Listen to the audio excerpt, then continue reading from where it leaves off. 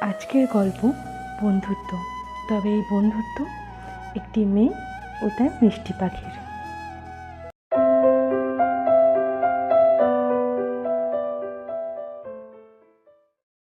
একদিন একটি গ্রামের প্রান্তে একটি পুরনো বটগাছের নিচে একটি ছোট মেয়ে বসেছিল। মেয়েটি বড্ড একা ছিল, তার কোনো বন্ধু ছিল না। সে শুধু বটগাছের ছায়ায় বসে সময় কাটাতো।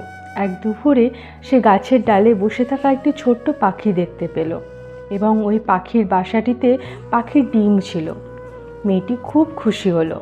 মেয়েটি পাখিটির ডিমের পাশে বসে গল্প করতে শুরু করলো। কিছুক্ষণ পর সে দেখলো ডিমটি ফুটে একটি ছোট্ট পাখি বেরিয়ে এলো। মেয়েটি ওই বাচ্চা পাখিটির যত্ন নিতে শুরু করলো। মেয়েটি ওই বাচ্চা পাখিটিকে নিয়মিত খাবার ও জল দেওয়া শুরু করলো। একদিন পাখিটি বড় হলো এবং উড়ে যেতে লাগলো। মেয়েটি পাখিটিকে বিদায় জানালো।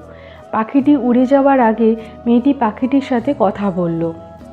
মেয়েটি বলল, আমি তোমাকে খুব ভালোবাসতাম, তুমি আমার বন্ধু ছিলে। পাখিটি তাও উড়ে গেল আর মেয়েটি একা হয়ে গেল। কিন্তু তার মনে আনন্দের একটা স্মৃতি ছিল। সে জানতো সে একা নয়, তার মনে একটি বন্ধু ছিল যে তাকে সবসময় ভালোবাসবে। বন্ধুরা, এই গল্পের মাধ্যমে আমরা জানতে পারি যে বন্ধুত্ব কতটা গুরুত্বপূর্ণ। এমনকি ছোট ছোট বন্ধুত্ব আমাদের জীবনে আনন্দ এনে দিতে পারে।